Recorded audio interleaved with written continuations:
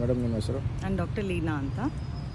Madam, ಮೇಲಿರೋ ದೇವರು ಜೀವ ಕೊಟ್ಟು ಕಳಿಸಿದ್ರೆ ನೀವು ಕೆಳಗಡೆ ಇರೋ ಜೀವ ಉಳಿಸೋ ಅಂತಾರೋ.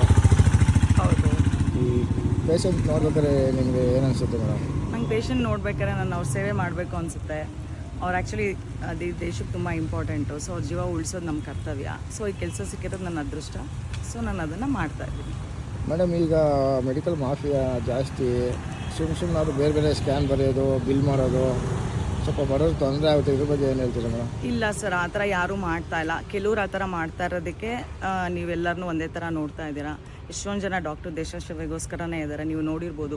ಅಮೃತ ಬಳ್ಳಿ ಇದೆ ನಿನ್ನ ಈ ಕಣ್ಣಲ್ಲಿ, ತಲುಪಿಸೋ ಅಮೃತ ಶಿಲೆಗಳಿವೆ ನಿನ್ನ ಕಣ ಕಣದಲ್ಲಿ. ತಾಜ ಮಹಲ ಕರಗಿಸಿ ಎರಕ ಹೊಯ್ದ ರೂಪಸಿ ಹೊಗಳ ಮಾತುಗಳಲ್ಲವೇ ಅಲ್ಲ.